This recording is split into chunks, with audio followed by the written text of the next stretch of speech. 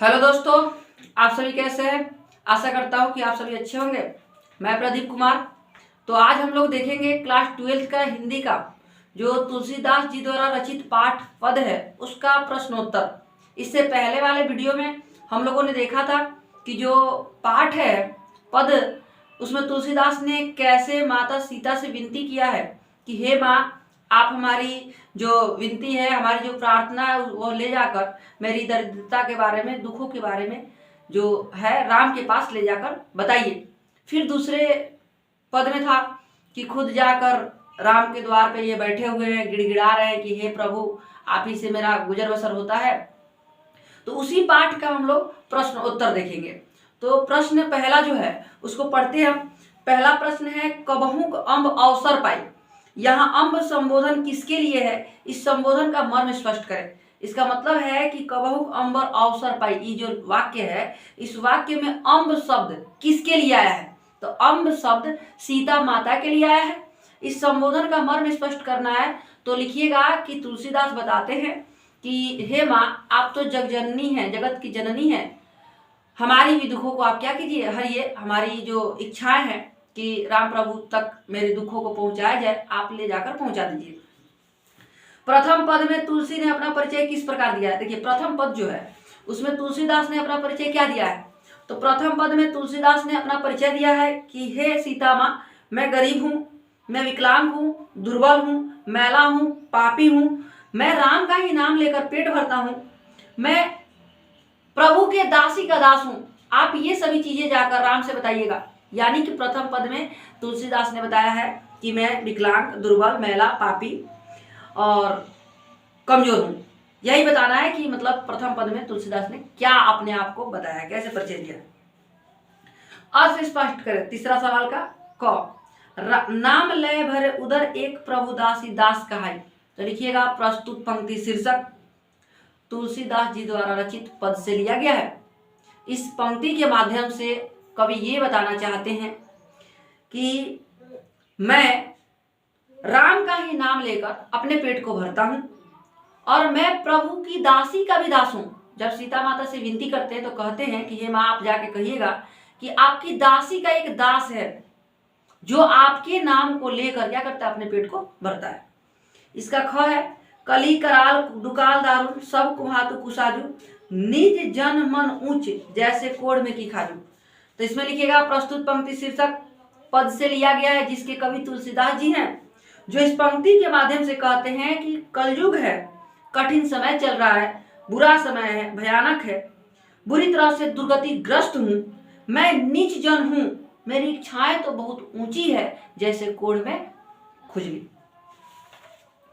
ग है, पेट भरी तुलसी ही जेवाहिए भक्ति सुधा सुनाजू।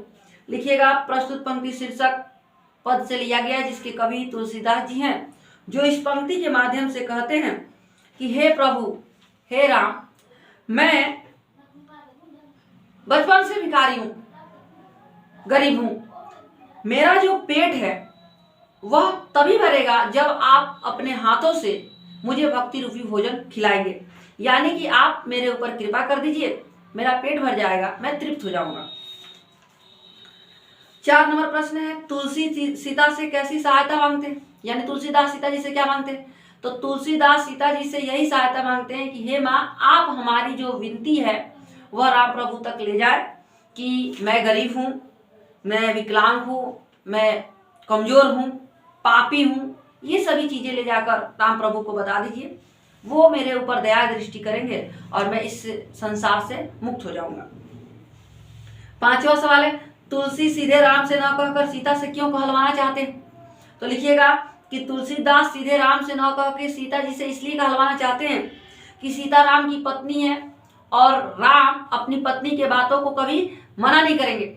इसलिए तुलसीदास क्या करते हैं, सीता माँ से कहते हैं, अर्जी लगाते हैं कि आप जाके कहिएगा तो हमारी विनती पूरा हो सकती है। 6 नंबर सवाल है, राम के सुनते ही तुलसी की बिगड़ी बात बन जाएगी, तुलसी के इस भरोसे का क्या कारण है।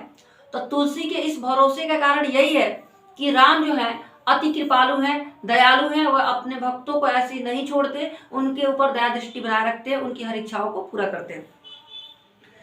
7वां प्रश्न है, दूसरे पद में तुलसी ने अपना परिचय किस तरह दिया है, लिखिए। ठीक है, तो दूसरे पद में तुलसी ने अपना परिचय भिखारी के रूप में दिया है।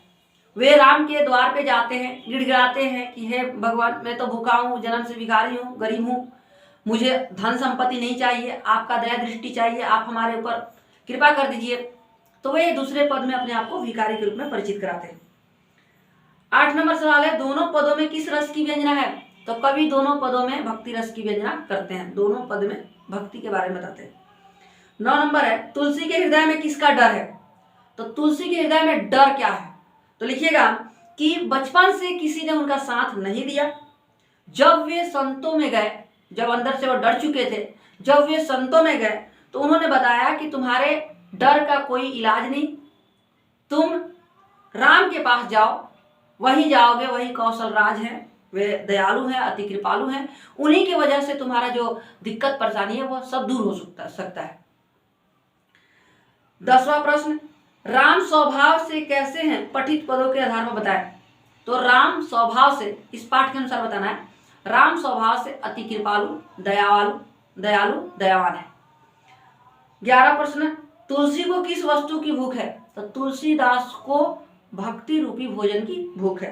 12 नंबर है, पठित पदों के आधार पर तुलसी की भक्ति भावना का परिचय है। इस पाठ के अनुसार आपको बताना है कि भक्ति के बारे में, कि तुलसीदास कैसे भक्त है।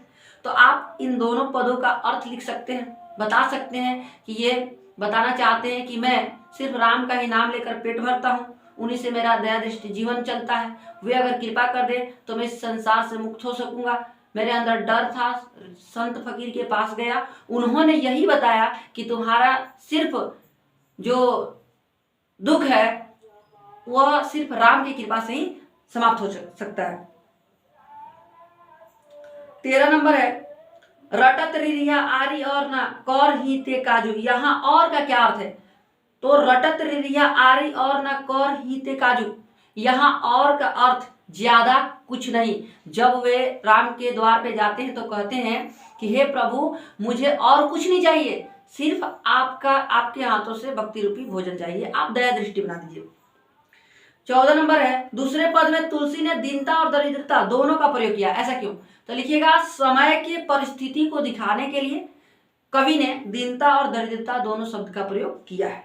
15 नंबर प्रश्न है, प्रथम पद का भावार्थ अपने शब्दों में लिखें। तो प्रथम पद का भावार्थ जो है हम इससे पहले वाले वीडियो में बता चुके हैं, फिर भी बता